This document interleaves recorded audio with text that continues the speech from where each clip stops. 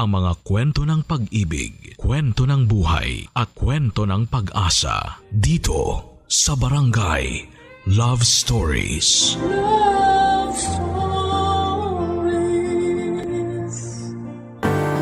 Ang pag-ibig na wagas ay hindi sumusuko sa pagsubok.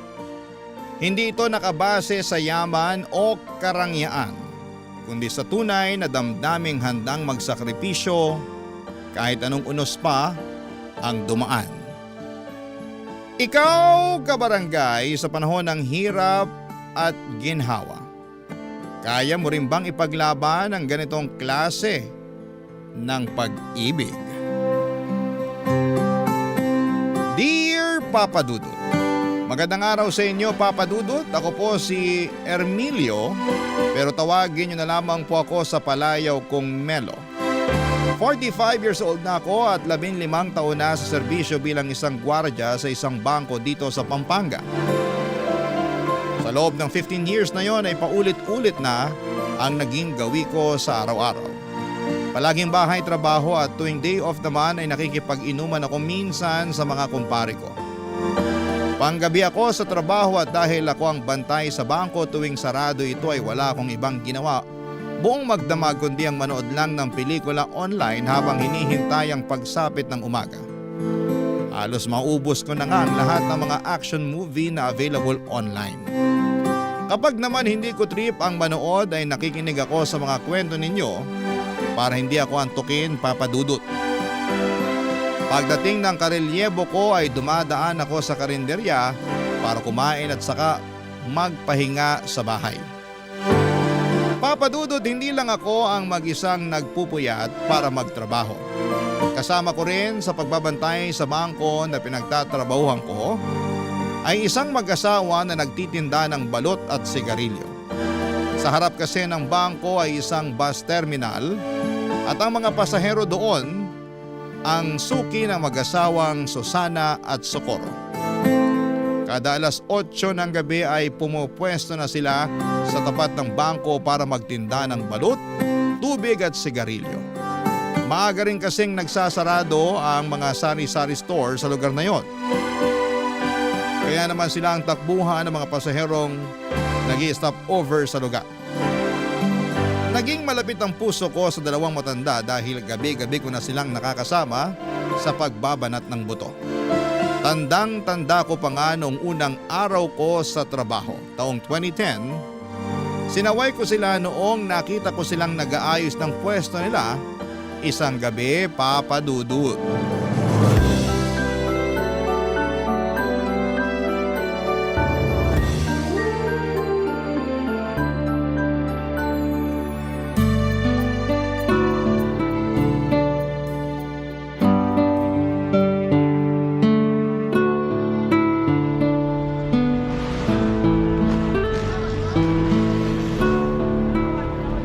Itali mo ng maayos yung payong para hindi liparin. Paano liliparin? Wala namang hangin. Kine-question mo pa ako, itali mo na nga lang. Hindi natin hawak ang panahon. Baka mamaya biglang lumakas ang hangin. Ito na, itatali ko na. Mawalang galang na po, Nay, Tay. Bawal po kayong magtinda rito. Pag-aari po ng bangko tong lugar eh. Hindi po kayo pwedeng pumesto rito. Ay anak, matagal na kaming nagtitinda rito. Dito talaga yung pwesto namin. 10 taon na kaming pumapwesto rito, sir. Alam yan nung security. Ako na po yung bagong gwardya. Wala na po yung dati. Wala na si Rudy? Bakit? Anong nangyari sa kanya? Lumipat po siya ng agency. Di na raw po niya kaya magpuyat. Ganun ba? Hindi ba niya nabanggit sa'yo na may pumupwesto rito para magtinda? Hindi po eh. Hanggang alas 4 lang naman kami dito, sir. Bago pa magbukas yung bangko, wala na kami rito. Kaso po ngayon, mas maigpit na yung patakaran. Bawal talaga mga nagtitinda sa mismong labas ng entrance eh. Baka mamaya may dumating mula sa head office, ako po yung mapagalitan. Wala naman sigurong dadalaw sa inyo ng ganitong oras. Gabi na eh. Kahit doon na lang kami sa gilid para hindi makasagabal. Ayos lang ba yon? Ay, sigurado po ba kayo na matagal na kayo rito? Oo, 10 taon na kaming nagtitinda rito. Marami nang dumaang CQ dyan. Lahat sila kilala kami. O sige po, kung pinapayagan naman kayo ng mga dating security dito, di ko na po kayo paaalisin. Basta medyo gumilid lang po tayo ha. May CCTV po kasi. Mahirap na baka mapagalitan ako. Kasi simula ko pa lang po dito sa trabaho. Ay naku, salamat ha. Socorro, ilipat mo na yung mesa sa gilid. Buhatin mo na muna yung lagayan ng balot. Ay, wag nyo na pong ilipat. Diyan na po muna kayo ngayong gabi pero bukas po, doon na kayo sa gilid, ha? Tsaka iwasan po nating magkalat. Bawal din po ang maingay. Opo sir, wala pong problema sa kalat. Nagwawalis kami bago kami umuwi. Wala ring maingay dito. Sige po. Salamat. Ano nga palang pangalan mo anak? Ermelio po. Pero Melo na lang po ang itawag nyo sa akin. Salamat Melo. Wala pong anuman. Kayo po, ano pong mga pangalan nyo? Ako si Susana. Ito naman ang asawa kong si Socorro. Taga rito lang din po ba kayo? Oo, malapit lang kami rito. Diyan lang kami sa may bukana, yung papasok dyan. Ganun po ba? Ilang taon na po kayo? 60 na ako. Ako naman +5. Bale 65 po. Oo, mas matanda ako sa kanya ng 5 taon. Bakit naman po hanggang ngayon nagtatrabaho pa kayo? Hindi po ba dapat nagpapahinga na lang kayo sa bahay nyo? Naku, kung hindi kami magtitinda, saan kami pupulot ng pangkain? Kailangan naming kumita para may pambili kami ng ulam. Wala po ba kayong anak? Meron, marami. 5 silang lahat. Nasaan po sila? Bakit hindi po sila magbanat ng buto? May kanya-kanya na silang pamilya eh. Kami na lang nitong asawa ko yung magkasama sa bahay. Ganun po ba?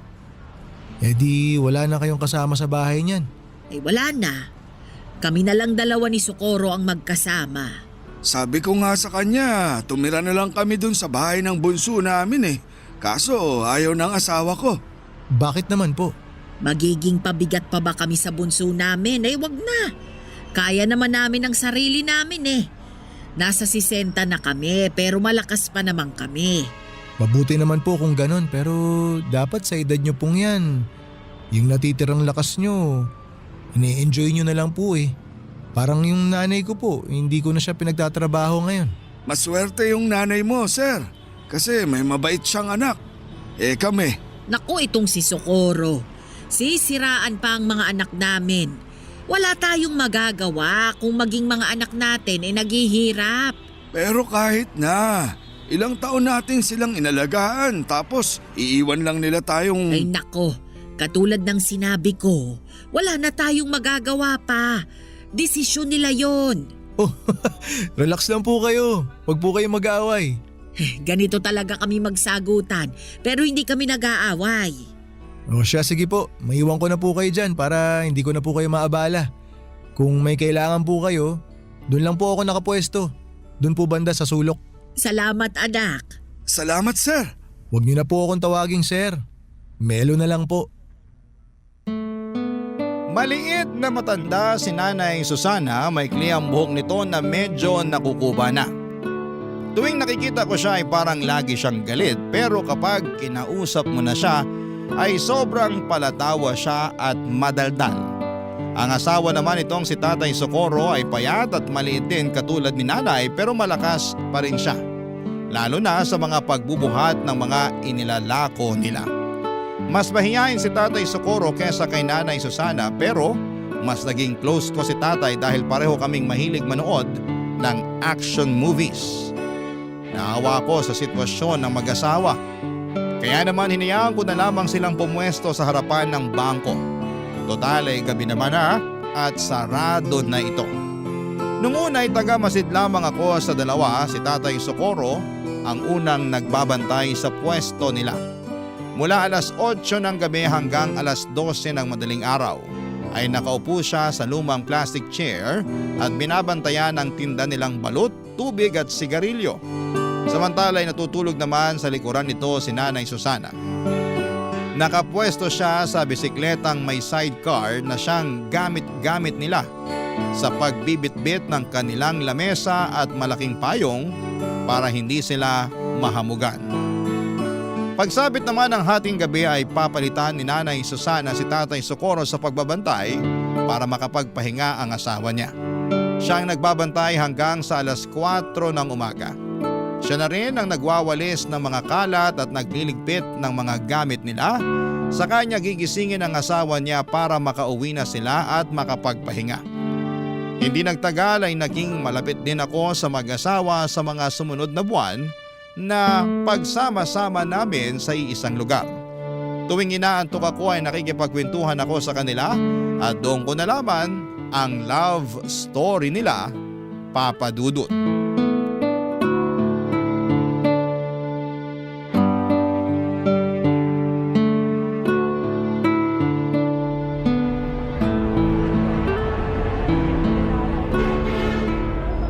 Tay, pabili po ako ng yosi.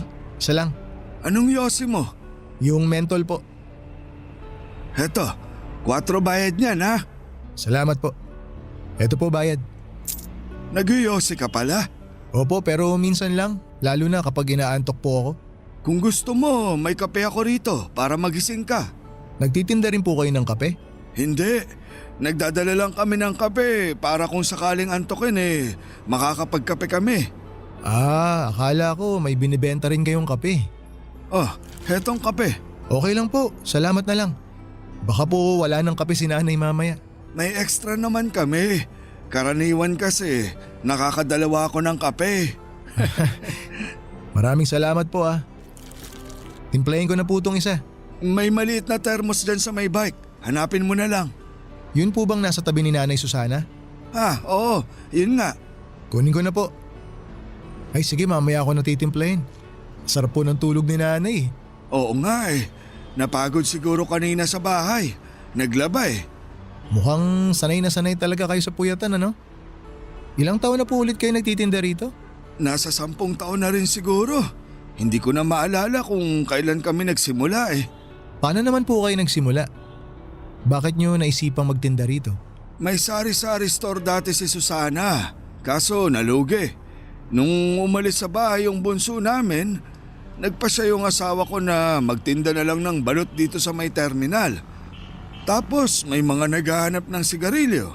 Kaya nagdagdag na rin kami ng sigarilyo tsaka tubig na rin. Kumusta naman po ang kitaan? Sakto lang para sa aming dalawa. Kahit papano, kumikita naman kami ng sapat para may pambili ng bigas.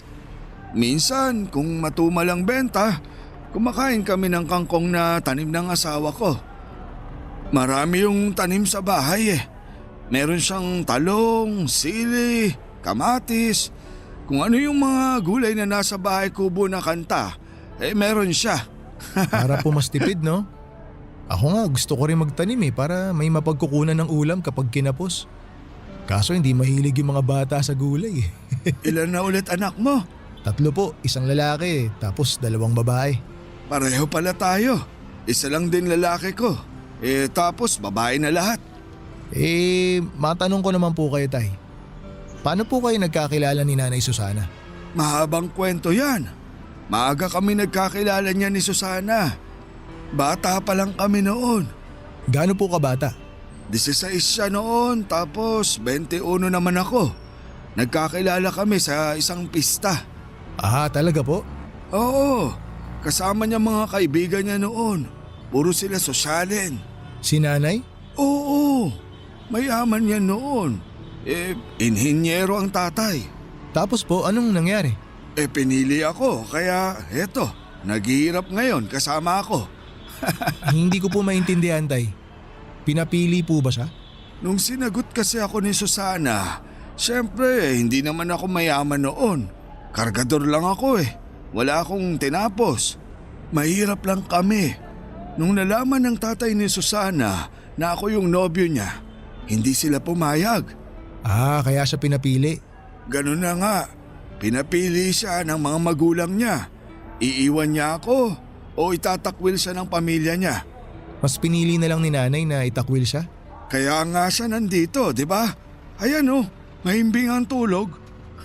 Talagang ipinaglaban po kayo ni Nanay, ano? Kaya nga ginagawa ko ang lahat para maging maayos ang buhay niya kahit na naghihirap kami. Lahat ng gusto niya, pinipilit kong ibigay. Kasi alam kong hindi ganito yung buhay na nakagisnan niya. Pero ito pa rin ang pinili niya dahil sa akin. Wala po bang pagsisisi si Nanay Susana sa ginawa niya?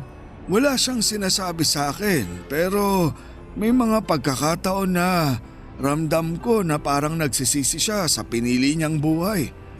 Minsan nga, nakokonsensya ako eh. Bakit naman po kayo nakokonsensya? Kasi huli na nung napagtanto ko na hindi pala sapat yung pag-ibig lang para magkaroon ng magandang buhay. Hindi sapat na mahal niyo ang isa't isa. Minsan, napapaisip ako, kung hindi ako pinili ni Susana, siguro maganda na ang buhay niya ngayon. Pero kita ko naman po tay na masaya si Nanay sa piling niyo. Tuwing magkasama kayo, naiinggit nga ako kasi ang sweet niyo pa rin tingnan. Kita ko sa mga mata niyo kung gaano niyo kamahal ang isa't isa. Kasi yun na lang ang meron kami. Wala kaming yaman. Ang meron lang kami ang isa't isa. Naantig ako sa love story nila Nanay Susana at Tatay Socorro. Pero sa parehong pagkakataon ay nalungkot din ako na hanggang sa pagtanda nila ay kayod kalabaw pa rin sila na para bang walang ipinagbago ang buhay nila noon hanggang sa kasalukuyan. Nakaka-relate ako sa kwento nilang dalawa dahil halos ganun din ang nangyari sa akin at sa unang babaeng inibig ko noon. Bago ko nakilala ang asawa ko ay meron akong babaeng minahal ng lubusan. Masasabi ko na siya ang taong bumasag ng puso ko ng sobra-sobra sa puntong muntik na ako mawala ng pag-asang makahanap pa ng pag-ibig. Nakilala ko siya sa isang charity event. Hindi pa ako gwardiya noon, tambay pa lamang ako dati na kung ano ang available na trabaho ay yon ang kinukuha ko. Naging driver ako ng isang NGO na tumutulong sa mga kabataang nakatira sa liblib na lugar. Miyembro siya ng naturang NGO at siya ang nanguna sa charity event na yon. Nasa passenger seat ko siya noon at sa kahabaan ng biyahe namin ay doon ko siya nakilala. Simula noon, Papa Dudut, tuwing kailangan nila ng driver ay ako na ang kinokontak nila. Hindi na mabilang ang charity na ginawa namin noon hanggang sa nagka-developan kaming dalawa. Nag-date kami ng ilang buwan hanggang sa sinagot niya ako. Tumagal po ang relasyon namin ng 2 taon pero naging patago ito. Hindi dahil sa kinakahiya niya ako kundi dahil alam niyang hindi papabor ang mga magulang niya kapag nalaman nilang ang boyfriend niya ay isang hamak na driver lamang. Noong natuklasan ng mga magulang niya ang relasyon namin, ay doon na natapos ang pagsasama namin. Sa kasamaang palad ay mas pinili ng ex ko ang magandang future niya kaysa sumama sa akin sa hirap at sa ginhawa. Hindi katulad ni Nanay Susana, hindi ako ipinaglaban ng ex ko. Nang mga panahong kailangan ko siya na manindigan para sa aming dalawa. Barangay Love Stories. Barangay Love Stories. Matagal bago ako naka-move on sa pag-ibig na yon, Papa Dudut. Siya kasi yung first love ko na inakala kong makakasama ko na sa panghabang buhay. Masyado pa kasi akong bata noon para maniwala na ganon lang kadali ang pag-ibig. Hindi rin naman nagtagal ay nakahanap din ako ng babaeng tunay na ka-forever ko. Sabi nga nila kapag hindi napasayo ang isang bagay, ito'y dahil may ibang mas magandang bagay pa na darating para sayo. Ang naging pangalawang girlfriend ko ay siya na rin pong napangasawa ko. Isa siyang teacher na nakilala ko lamang dahil sa mga kaibigan namin. Nagtatrabaho na ako noon bilang gwardiya noong naging kami, Papa Dudut.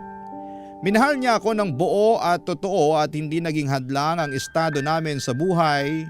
Ngayon ay may 3 na kaming anak at kahit papaano ay nabibigyan naman namin ng maayos at komportableng buhay ang mga anak namin kahit na hindi kami mayaman. Kung ako ang tatanungin ninyo, Papa Dudut, ay wala akong pinagsisisihan sa naging takbo ng love life ko. Totoo na nasaktan ako noong nawala sa akin ang unang babaeng minahal ko, pero never ko siyang sinisisi na mas pinili niya ang future niya kesa sa akin. Nakita ko rin kasi na naging maganda naman ang outcome ng pag-iwan niya sa akin. Dahil may common friends kami sa Facebook ay may time noon na dumadaan sa newsfeed ko ang post ng ex kong yon. Kasal na siya at nakapangasawa ng isang politiko. May 2 na silang anak at masaya na sila sa buhay nila, katulad ko na masaya na rin ako sa sarili kong buhay. Kaya po natutuwa ako sa kwento ni Nanay Susana at Tatay Socorro dahil pinaglaban talaga nila ang pagmamahala nila. Isang gabi habang tulog si tatay ay isang bagay ang tinanong ko kay Nanay Susana, Papa Dudut.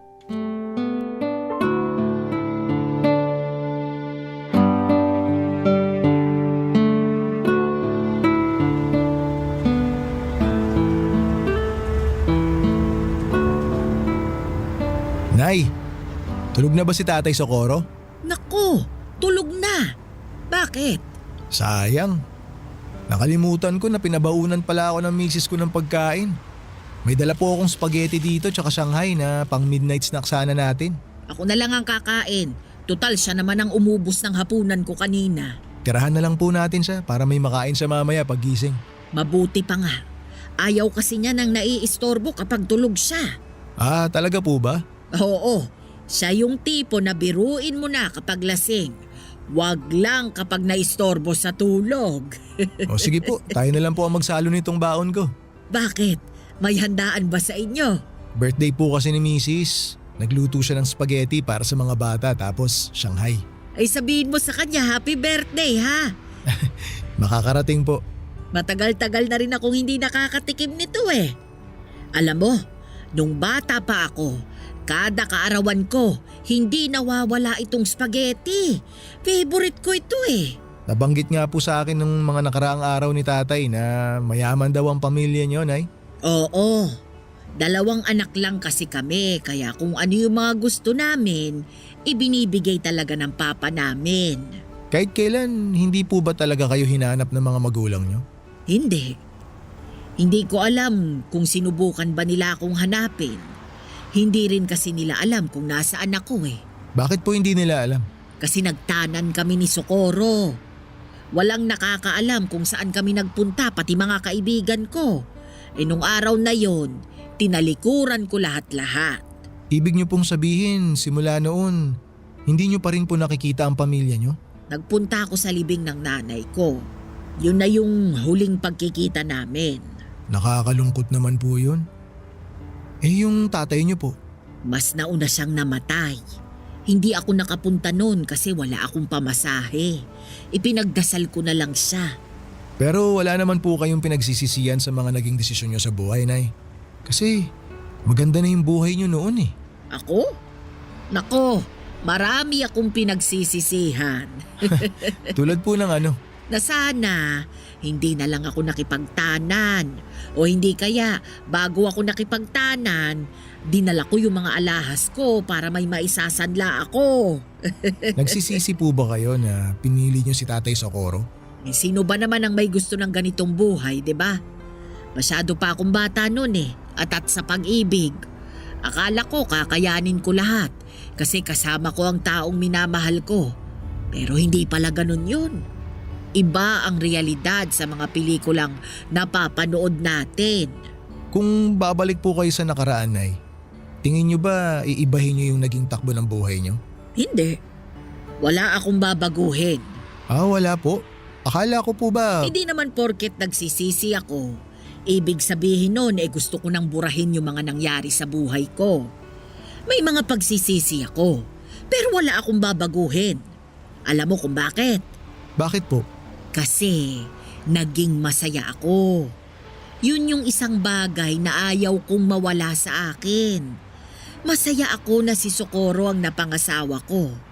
Masaya ako na nagkaroon kami ng maraming anak. Masaya ako na sa kabila ng hirap ng buhay, magkasama pa rin kami hanggang ngayon. Masaya ako kasi napatunayan namin sa mga magulang ko na kaya naming magtagal kahit wala kaming itinatagong yaman. Lahat ng sayang yon ay dahil kay Socorro. Nakakatuwa naman po yun. Kaya ikaw, sundin mo kung anong nasa puso mo, ipaglaban mo, pero gamitin mo rin ang utak mo para sa ikabubuti. Hindi lang ng sarili mo ha, kundi pati na rin ng pamilya mo. Opo, Nay. Tatandaan ko po yung mga sinabi niyo. Sa panahon ngayon ay malimit na lamang akong makakita ng mag-asawang sabay tumatanda. Katulad nila Nanay Susana at Tatay Socorro ay dalangin ko rin na makasabay ang asawa ko hanggang sa pagtanda ko. Parang napakahirap na rin kasing makahanap ng kabiyak. Nasasamahan tayo hanggang sa pagtanda natin. Kung hindi nasisira ang relasyon ng mag-asawa dahil sa pangangaliwa, minsan ay mas maaga namang kinukuha sa langit ang isa. Kaya maswerte ang mag-asawa dahil napanindigan nila ang pangako nila sa bawat isa na magsasama hanggang sa pagputi ng mga buhok nila. Nakakainggit dahil hindi yon nagawa ng mga magulang ko.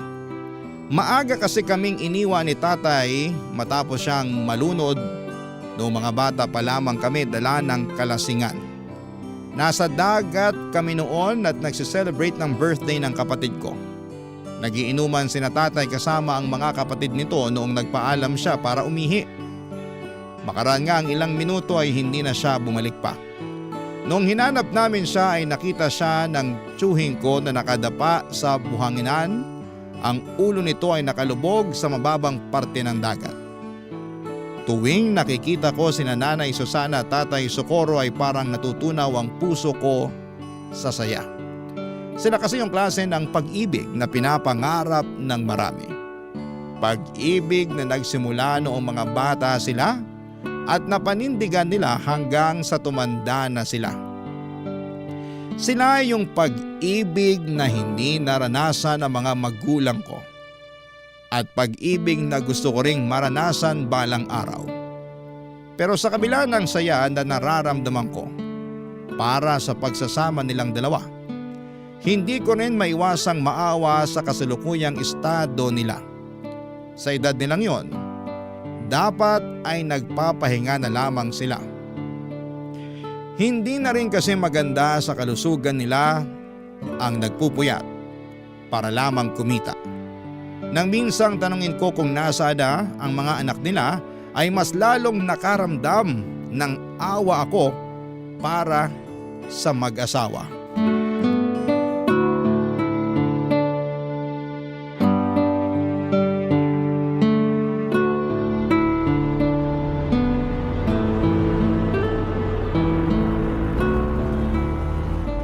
Melo, ano yung pinapanood mo?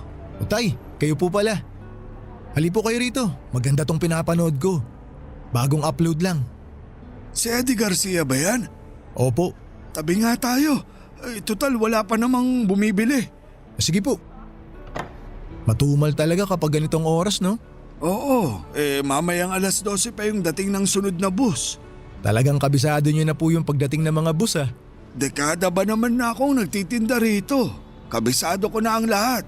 Wala po ba kayong ibang trabaho noon? Meron. Dati akong konduktor, tapos naaksidente ako. Kaya hirap na akong makabiyahe ng malayo. Buti po kinaya nyo na buhayin yung mga anak nyo, no? Marami yun, ah. May sari-sari store kami noon. Yun yung negosyo ng asawa ko. Ang lakas nun dati, kaso nalugi. Bakit naman po nalugi? Maraming gumaya eh.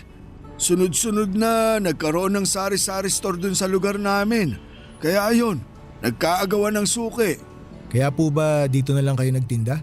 Ganun na nga. Buti po nakaya nyo pa rin suportahan yung pamilya nyo noon, no? Kahit na ganito lang yung trabaho nyo. Sa awa ng Diyos, nakaya naman namin. Tuwing umaga, naglalabas si Susana. Ako naman, nagpapataya ako noon ng weteng. Doon namin kinuha yung mga pinangtustos namin sa mga anak namin. Tapos nagpupuyat pa po kayo sa gabi. Oo, wala kaming magagawa. Mataas pangarap namin para sa mga anak namin eh. Napagtapos niyo po silang lahat? Hindi, pero may 3 kaming napagtapos. Yung panganay, pangalawa, tsaka yung bunso. Nasa na po sila ngayon? Bakit parang bigla na lang nila kayong iniwan? Yung panganay, nurse sa abroad. Dinala siya doon ng asawa niya. Kaso parang nakalimot na eh. Maganda na kasi buhay nila doon. Yung pangalawa naman, namatay sa aksidente sa motor. 24 lang siya noon. Yung pangatlo, nagtana naman. Nagmana sa amin. Yung dalawa po, tay, nasaan? Yung pangapat, may sarili ng pamilya. Marami din sila kaya problema din nila yung pera. Yung bunso, yun yung tumutulong sa amin noon. Pero simula nung nagkapamilya, medyo nagigpit na rin ang sinturon.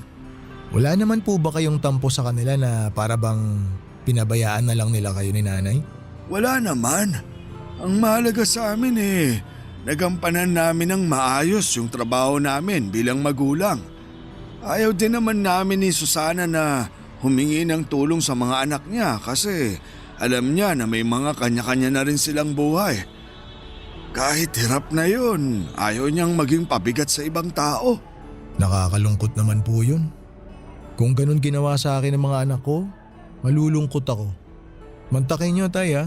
Pinalaki ko sila ng maayos tapos bigla na lang nila akong iiwan kapag nakatayo na sila sa sarili nilang mga paa. Yun naman talaga yung trabaho natin bilang magulang eh. Yung tulungan sila. Hindi nila obligasyon na ibalik yung mga sakripisyo natin sa kanila. Kahit na. Para sa akin, lumalabas na wala silang utang na loob kapag ganun. Wala naman talaga dapat silang utang na loob eh. Hindi naman nila ginusto na ipanganak sa mundong to. Tayo mismo ang nagdesisyon noon. Kaya tayo dapat ang mag-alaga sa kanila. Tama po kayo pero sabi ko nga po, tay, nakakalungkot. Hindi rin naman siguro mahirap para sa anak na magbalik ng utang na loob sa magulang eh. Sa tingin ko parang obligasyon ng anak yun. Hayaan mo na sila. Ang mahalaga naman nasa maayos na ang kalagayan nila. Masaya sila, malusog, buo ang pamilya, okay na yun. Yun po talaga yung pinaka-importante, tay, no? Basta nasa maayos na lagay ang mga anak, masaya na rin ang mga magulang. Tama ka dyan. Ay, tay, may bibili po ata. Ay, sandali. I-pause mo muna yung pinapanood natin. Sige po, tay, pause ko lang. Antayin ko kayo. Halos kaedad ko lang ang panganay na anak nila Nanay Susana at Tatay Socorro. Kaya naman parang anak na rin ang naging turing nila sa akin. Dahil hindi na nila nakakasama ang mga anak nila ay sa akin na lamang nila ibinubuhos ang pag-aalaga na hindi na nawala sa ugali nila simula noong naging magulang sila. Ganon talaga siguro kapag naging magulang na. Likas na sa amin ang alagaan at bantayan ang mga taong halos kaedad lang ng mga anak namin. Sa mga sumunod pang 8 taon ay naging katulong na ako nila Tatay Socorro sa pagtitinda. Kapag inuulan sila ng customer ay tumutulong ako sa pagbibigay ng mga sukli. Lalo na't noong mga panahong yun ay medyo mahina na rin ang paningin nilang mag-asawa. Sa sobrang pagiging malapit ko sa kanila ay dinadalhan pa nila ako ng hapunan para makasabay ko silang kumain bago sila magtinda. Papa Dudut, marami ang naitulong ng mag-asawa sa buhay ko. Bukod sa mga nakakasama at nakakausap ako or nakakausap ko sila sa pagbabantay buong magdamag ay sila na rin ang naging karamay ko noong namatay ang nanay ko. Kung hindi dahil sa kanila ay mag-isa kong haharapin ang kalungkutan gabi-gabi habang nasa trabaho ko. Pero dahil sila ang nakakasama ko tuwing nasa trabaho ako ay nabawasan ang lumbay na nararamdaman ko kahit papaano. Sina nanay at tatay ang tumulong sa akin para maayos ko ang problema naming mag-asawa noong nagkaroon kami ng matinding awayan. Kamunti ka na nga kami maghiwalay noon pero dahil sa kanila ay binigyan nila ng kalinawan ng utak ko. Ang mga payo nila ang sumalba sa relasyon naming mag-asawa. Papa Dudut. Hindi biro ang 15 years na pinagsamahan namin nila Nanay Susana at Tatay Socorro. Sa tagal at lalim ng pagsasama naming tatlo, hindi ko ine-expect na darating din pala ang araw kung kailan magkakahiwalay-hiwalay kaming tatlo, Papa Dudut. Barangay Love Stories. Barangay Love Stories. Marami na akong alaala kasama sina Nanay Susana at Tatay Socorro na kung sisimulang kong ikwento ngayon ay aabutin tayo ng maraming araw. Pero bilang ibinahagi ko na rin ang kwento nila sa inyo, Papa Dudut, ay magandang i-share ko na rin sa inyo ang ilan sa mga hindi ko malilimutang memory kasama ang dalawang matanda. May pagkakataon noon na kahit maulan at may bagyo ay lumalabas pa rin sila para magtinda. Inabutan kami noon ng baha na umabot hanggang binte. Hindi na nila noon kayang makauwi ang mag-asawa dahil sa lakas ng buhos ng ulan at bugso ng hangin. Ang ginawa ko kahit bawal magpapasok sa bangko ay pinasilong ko na muna sila sa loob pansamantala kahit na pinagalitan ako ng management pagkatapos noon. In-invite ko rin sila noon na nang nagdebu ang panganay ko. Sobrang saya nila Nanay Susana noon dahil marami silang pagkaing na i-take home.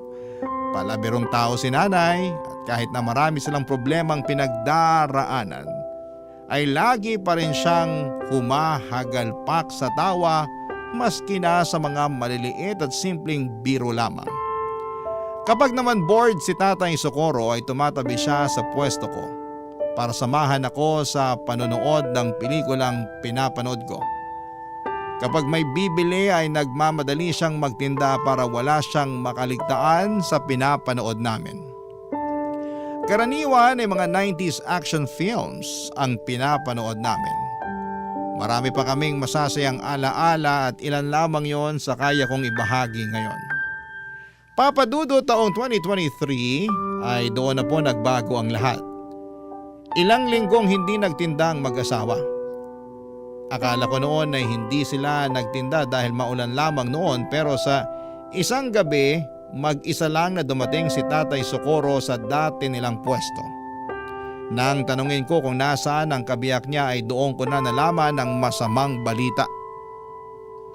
Isang balita na nagpaluha sa akin.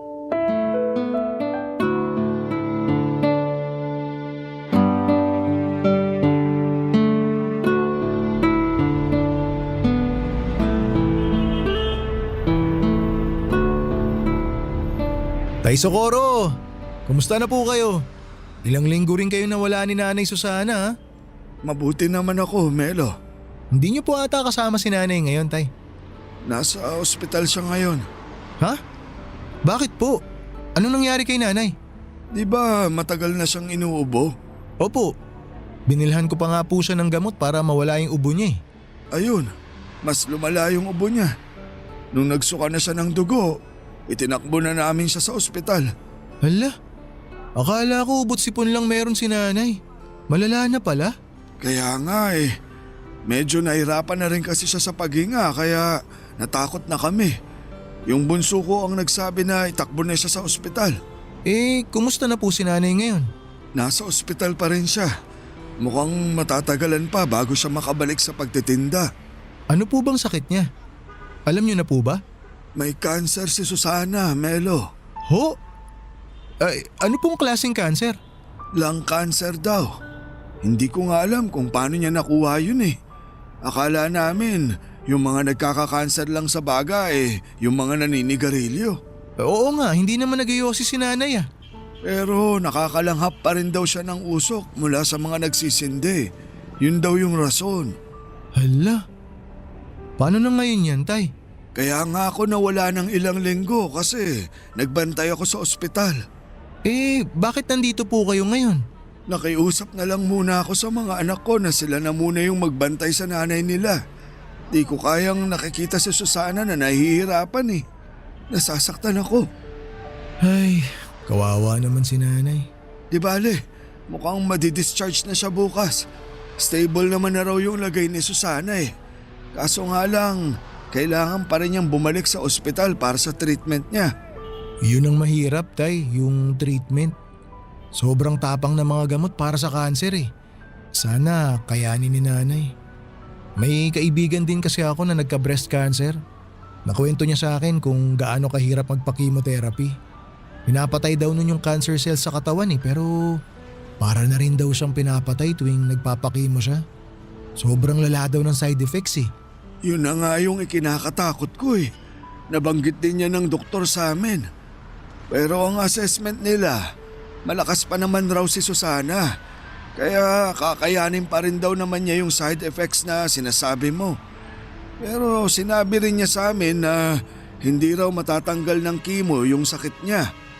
Mapapahaba lang daw nito yung buhay niya. Ay, bakit naman daw po? Hindi ko alam. Siguro dahil sa edad niya. Sabi ng anak ko, baka raw hindi kayanin ni Susana yung mga gamot. Pero kahit ganon, gusto nilang ilaban yung buhay ng nanay nila. Kahit pala papano, nag-aalala rin sila sa nanay nila. Nakakatuwa naman. Sabi ko naman sa'yo, hindi man namin laging nakikita ang mga anak namin. Alam kong handa silang tulungan kami kapag nangailangan kami. At least mapapanatag na ako na hindi kayo nag-iisa. Nandyan pa rin yung mga anak nyo. Kumusta po ngayon ang kalagayan ni Nanay Susana? Ayun, medyo mahina pa rin ang katawan. Ewan ko nga eh.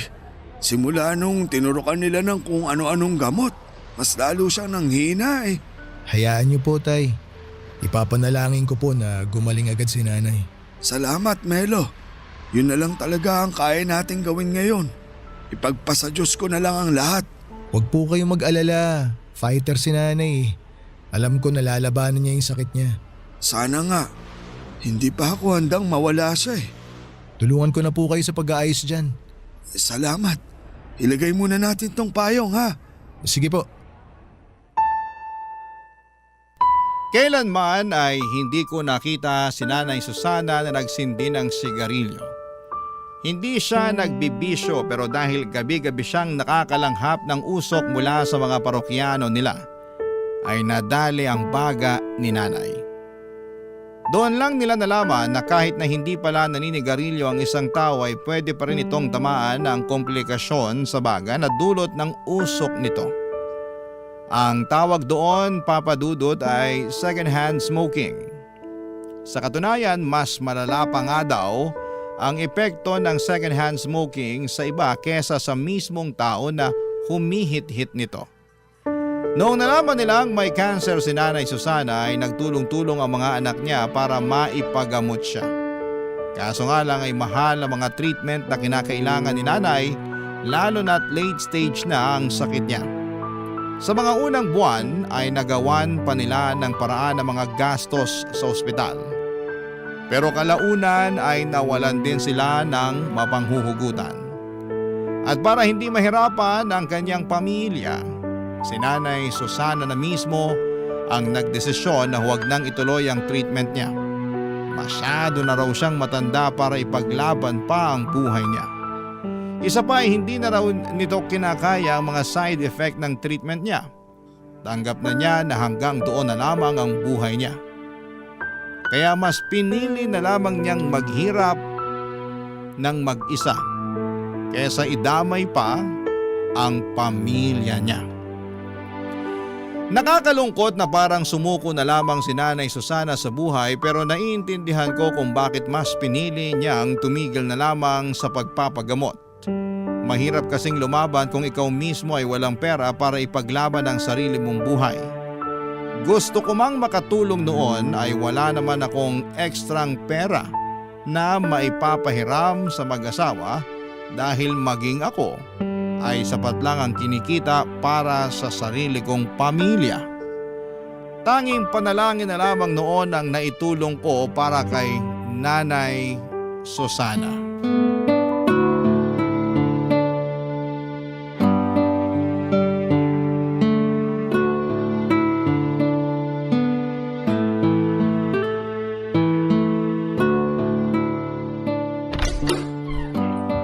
Susana, hulaan mo kung sinong nandito. Sino? Ako po to, Nay. Si Melo. Ay, ikaw ba yan, Melo? Anong ginagawa mo't naparito ka? Wala naman po, gusto ko lang po kayong makita ulit. Namiss ko kayo eh. Matagal na kayong hindi nagpapakita sa pwesto. Kailan po kayo babalik? Nako, mukhang malabo nang mangyari yan. Bakit naman ho? Eh di wala nang kasama si Tatay Socorro niyan magtinda ng balut. Kaya niya na yan, matanda na siya. Anong kaya? Ikaw yung hinahanap-hanap lagi ng mga parokyano natin. Opo, ang dami po naghahanap sa inyo, Nay. Nagtataka na nga rin yung iba bakit di raw po kayo nagpapakita sa kanila eh. Kumusta naman po kayo, Nay? Eto, mukhang mamamatay na. Nay, wag naman po kayo magbiro ng ganyan. Si Susana talaga, kung ano-anong pinagsasasabi. Ay bakit? Totoo naman na. Tingnan niyo nga ako. Mukha pa bang kaya kong bumalik sa dati? Oo naman po. Makakabalik po kayo sa dati. Magtiwala lang po kayo. Makikita nyo, mabilis kayo makaka-recover. Nako, hindi na ako umaasa dyan. Bakit naman, Nay? Tumigil na ako sa pagpapagamot. Inaantay ko na lang na malagutan ako ng hininga. Si Nanay talaga oh. Abay, totoo. Nakikita mo ba ang itsura ko? Ang payat-payat ko na. Hirap na nga akong makatayo ng mag-isa eh. Medyo sumeksi nga po kayo eh. Pero alam ko naman po na makakabalik pa rin kayo sa dati. Tiwalang-tiwala po ako sa pag-aalaga sa inyo ni Tatay Socorro eh. Hindi ba, Tay? Oo naman. Wala eh. Gusto ko mang mabuhay pa ng matagal. Diyos na mismo ang nagpasya. Hindi mo naman alam kung yan talaga ang gusto ng Diyos eh. Bakit mo siya pinapangunahan? Hanggang ngayon ba, Socorro?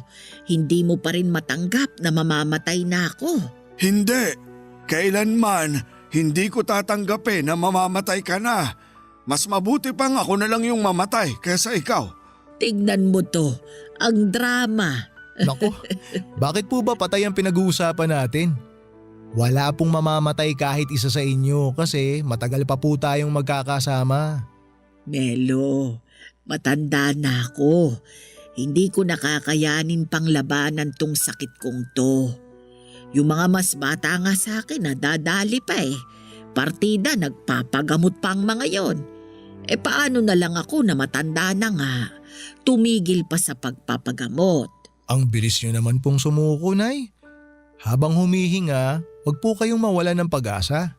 Tanggap ko na malapit na kaming magkita ni kamatayan. At saka kahit ngayon pa kami magharap, hindi ako natatakot. Hindi po kayo natatakot na mamatay, Nay? Hindi. Tingin ko, nagawa ko naman na lahat ng kailangan kong gawin sa buhay eh.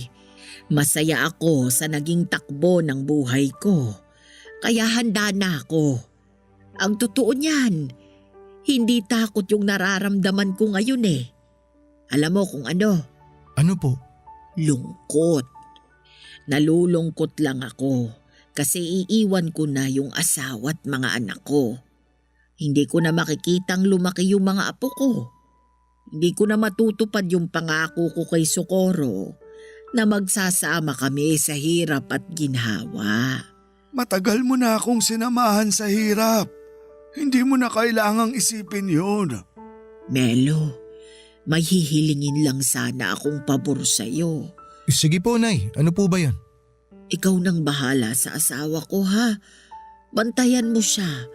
Siguraduhin mong nakakakain siya sa tamang oras. Wag po kayong mag-alala. Ako na pong bahala kay Tatay. Parang sira talaga tong si Susana eh. Bakit mo ko ibinibilin sa iba? Alam niyo po, Nay, ang lungkot ng pinag-uusapan natin. Pwede po bang ibahin natin yung pinag-uusapan? Yung masaya po sana para good vibes naman. Oo nga naman. Hindi pumunta si Melo dito para mag-iyakan tayo. Papadudot mabilis na humina ang katawan ni Nanay Susana sa mga sumunod na buwan hanggang sa isang araw ay nabalitaan ko na lamang na pumanaw na siya. Para ako nawalan ulit ng ina sa pangalawang pagkakataon. 4 na buwan lang ang itinagal ni Nanay bago siya binawian ng buhay. Ang dating masayang mag-asawa na gabi-gabi nagtitinda ng sigarilyo at balot ay mag-isa na lamang. Noong natapos ang shift ko sa unang araw ng burol ni Nanay Susana ay sa kanila ako dumiretso para magbigay ng respeto. Kitang-kita ko sa mga mata ni Tatay Socorro ang labis na kalungkutan sa pagkawala ng kanyang asawa. Ang dating tahimik na si Tatay ay mas naging tahimik pa. Pagkatapos ng libing ay unti-unting bumalik sa dating gawi si Tatay Socorro. Ipinagpatuloy nito ang pagtitinda ng yosi at balut kahit na mag-isa na lamang siya. Kung sila ang naging sandalan ko noong namatayan ako ng ina, ginawa ko naman ang lahat para ako naman ang maging sandalan ni Tatay sa pagkawala ni Nanay Susana. Kapansin-pansin ang pagbabago sa ugali ni Tatay. Hindi na siya gaanong makwento at lagi na lamang siyang nakatulala sa kawalan. Hindi ko na nga siya noon maimbita para manood ng pelikula. Isang buwan nang lumipas habang abala ako sa panonood sa cellphone ko, isang gabi ay nagulat ako nung isang babae ang napasigaw sa may pwesto ni Tatay Socorro. Nagmamadali akong lumapit sa kanila noong nakita kong nakatumba na si Tatay mula sa kinakaupuan niya. Ang kwento sa akin ng babae ay bibili sana siya ng balut pero tulog ang matanda. Sinubukan niya itong alugin para magising pero sa halip na magising ay natumba siya. Agad akong tumawag ng tricycle at tinakbo namin si Tatay sa ospital pero idiniklara siyang wala ng buhay. Namatay siya nang hindi namin namamalayan. Papadudot atake sa puso raw ang sanhi ng pagkamatay ni Tatay Socorro. Siguro'y ganon talaga nila kamahal ang isa't isa ni Nanay Susana na hindi nila kayang mapaghiwalay. Isang buwan lang ang pagitan ay sumunod kaagad si Tatay kay Nanay Susana. Ngayon tuwing nakikita ko ang dati nilang pwesto ay napapangiti na lamang akong mag-isa habang binabalikan ang mga masasayang ala-ala naming tatlo.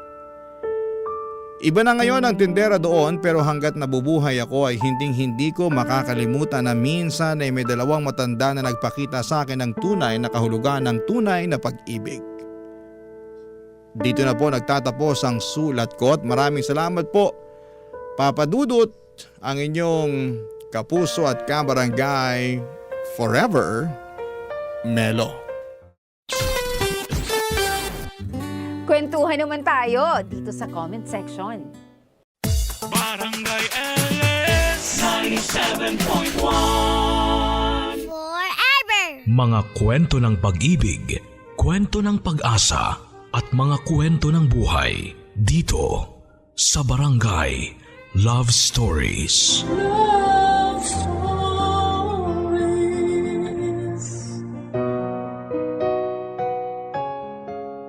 Walang magulang ang nanaising mapasama ang kanyang anak at wala ring anak ang hindi maghahangad na mapaginhawa ang buhay ng kanyang mga magulang. Ikaw, hanggang saan ang kaya mong isakripisyo para lang hindi makaranas ng hirap ang pamilya mo? Ang kabataan daw ang pag-asa ng bayan. Kaya dapat na sila raw ay alagaan at bigyan ng magandang kinabukasan. Pero sa panahon ngayon ay maraming kabataan ang ginagamit ng mga matatanda para maging kabuhayan. Pakinggan natin ang kwento na pinadala ng kabarangay nating si Ira. Isang musmos na walang ibang hinangad kundi ang mapasaya ang kanyang mama at mga kapatid. Handa siyang magsakripisyo at gawin ang lahat ng gusto ng mama niya. Kahit alam niya na ito ay ikakapahamak niya. Gusto mo na bang marinig ang kwento niya? Ang kwento ng isang batang nangarap na maging masaya at magkaroon ng magandang kinabukasan. Saan nga ba siya dadalhin ang mga pangarap niya? At hanggang saan nga ba ang kaya niyang gawin? Mabigyan lamang ng mas maginhawang buhay ang pinakamamahal niyang pamilya. Tunghayan natin yan sa mga kwento ng pag-ibig, buhay at pag-asa sa nangungunang Barangay Love Stories. Dear Papa Dudut, magandang araw po sa inyo at sa lahat ng mga kabarangay na nakikinig ngayon. Tawagin niyo na lamang po ako sa pangalang Ira. Hindi ko tunay na pangalan. 21 years old, taga Olonga po at kasalukuyang nagtatapos ng aking kolehiyo sa kursong BS Social Work. Papa Dudut, bata pa lamang po ako ay mahilig na akong makinig ng radyo. Mapa music man o drama ay sa inyong istasyon talaga ako palaging nakatutok. Ang totoo, ang inyo pong programa na Barangay Love Stories ang hindi ko talaga pinapalampas sa inyong istasyon. Nakaka-inspire kasi talaga ang mga kwento ng buhay na inyong iniere sa pang-araw-araw. Kaya naman nagdesisyon ako na mag-share na rin ng aking kwento na sigurado akong makakapag-iwan din ng aral sa mga nakikinig ngayon. Bago ko po simulan ang kwento ko, Papa Dudut, ipapaalam ko na rin po na marami po akong binago na pangalan at ilang impormasyon sa sulat ko na ito. Dahil medyo sensitibo po ang parte na ito ng aking buhay at gusto kong maprotektahan ang aking sarili, lalo na ang aking mga kapatid. Simple lang naman ang pamilya namin, Papa Dudut. Jeepney driver ang papa ko at ang mama ko naman ay nagtatrabaho sa health center sa lugar namin. 3 kaming magkakapatid na babae at ako po ang panganay. 2 taon ang tanda ko sa mga sumunod sa akin at 3 taon naman sa bunso namin. Hindi po kami mayaman pero masaya kami, Papa Dudut. Dahil mabait at mapagmahal po talaga ang mga magulang ko sa aming magkakapatid. Mahal na mahal ko ang pamilya ko. At kahit bata pa lamang ako noon, nakapagbitaw na po ako ng pangako na mag-aaral ako ng mabuti at bibigyan ng magandang buhay ang aking pamilya. Para na rin maging masaya kami na magkakasama ng panghabang buhay. Kaya lang, Papa Dudut, may mga masasayang araw talaga na hindi pwedeng pangmatagalan. Kaka 10 years old ko lamang noon nang kunin sa amin ang puong may kapal si Papa. Masaya pa kami noon na magkakasamang nagsalo sa simpleng hapunan at sabay-sabay na natulog. Ang hindi namin alam, yun na pala ang huling sandali na magiging masaya kaming pamilya. Dahil hindi na po nagising ang papa ko kinaumagahan ng araw na yon, Papa Dudut. At ang sabi ng doktor sa amin ay respiratory arrest daw. Ang kanyang kinamatay na may kinalaman sa kanyang sakit na chronic bronchitis. Papa Dudut, mula nang mamatay si Papa ay nagbago na po talaga ang lahat sa bahay at sa buhay namin. At ang pinaka nagbago sa lahat ay ang mama namin.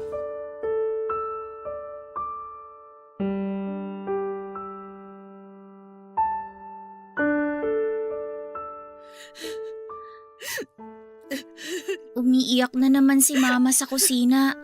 Puntahan ko na nga siya doon. Mama? Ira, anak? Kanina ka pa ba dyan? Hindi naman po. Kakauwi ko lang po dito sa bahay. Yung mga kapatid ko po nasa bahay pa ni tita. Mamaya na raw po sila uuwi bago maghapunan. Ganun ba? Sige, kailangan ko na rin magluto ng hapunan natin. Niligpitin ko lang muna tong mga kalat ko sa ibabaw ng lamesa. Tutulungan ko na po kayo, Mama. Ayos lang, Ira. Huwag mo na akong alalahanin. Kaya ko na tong mag-isa. Ako na lang po maglalabas nitong mga bote ng alak para po masimulan niyo na po yung pagluluto niyo. Kaya ko na nga tong mag-isa. Sige na, sunduin mo na lang siguro ang mga kapatid mo sa bahay ng tita mo. Ihatid na lang daw po sila mamaya ni tita pauwi dito sa bahay. Nag-e-enjoy pa po kasi sila sa pinapanood nilang pelikula kanina eh. O siya, pumasok ka na lang muna sa kwarto at tapusin mo na ang mga assignment mo. Natapos ko na po lahat kahapon kaya tutulungan ko na lang po kayo dito sa kusina. Wag na, Ira. Kaya ko na tong mag-isa. Kung gusto mo, buksan mo na lang ang radyo at makinig ka ng music habang nagpapahinga. Mama, hayaan niyo na lang po akong tumulong sa inyo dito. Wala naman po akong ibang gagawin. Kaya ko na nga itong mag-isa. Bakit ba ang kulit mo, Ira? Sorry po, Mama. Gusto ko lang naman po talaga makatulong sa inyo. Sorry po talaga, Mama. Ayoko po magalit kayo sa akin dahil sa pagiging makulit ko. Sige po, lalabas na lang po muna ako ng bahay. Ira, sandali lang. Bakit po? Sorry kung napagtaasan kita ng boses, anak. Hindi naman galit si Mama. Pagod lang ako. Pagod lang akong umiyak. Sa totoo lang, miss na miss ko na kasi ang papa mo. Kaya kahit pagod na akong umiyak, hindi ko pa rin mapigilan ang sarili ko. Miss ko na rin po si Papa. Kaya lang, Mama, ang sabi po kasi ni Tita, kailangan nating magpakatatag kahit po mahirap. Kaya nga po, kapag namimiss ko si Papa, ang iniisip ko na lang po, nandyan naman po kayo para sa amin ng mga kapatid ko. Mama, hindi niyo naman po kami iiwan, di ba? Hindi niyo po kami pababayaan ng mga kapatid ko. Oo, anak. Gagawin ko ang lahat para mapalaki kayo ng maayos. Hindi ko hahayaan na maramdaman nyo na pareho kaming nawala ng papa mo. Mahal na mahal kita, Ira. Mahal na mahal ko kayo ng mga kapatid mo. Mahal na mahal ko rin po kayo, Mama. Tutulungan ko po kayo na hindi mahirapan sa aming magkakapatid. Tutuparin ko po yung pangako ko sa inyo ni Papa na magiging responsable po akong anak sa inyo at panganay sa aming magkakapatid. Salamat, anak. Salamat talaga.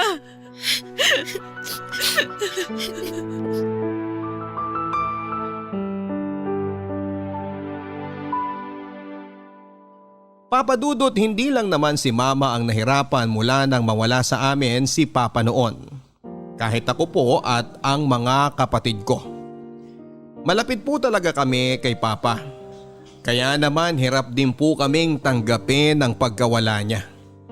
Lalo na po ako dahil kami po ang mas madalas na magkasama ni Papa.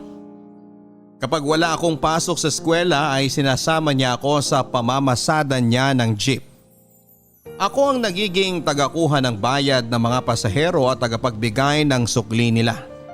Kaya naman sa aming magkakapatid, ako talaga ang pinaka-close kay Papa. Mabait na tao rin po talaga ang Papa ko, Papa Dudut. Marami po siyang kaibigan sa lugar namin at kahit na hindi kami gaanong nakakaangat sa buhay, palagi siyang tumutulong sa mga kapitbahay namin. Nagbibigay siya ng pagkain kapag alam niyang nagigipit ang kakilala niya. Nagpapahiram siya ng pera o kaya ay nag-aabot ng kung anumang tulong na kaya niyang ibigay. Kaya nga siguro maaga siyang kinuha sa amin, Papa Dudut, dahil nasobrahan po siya sa bait.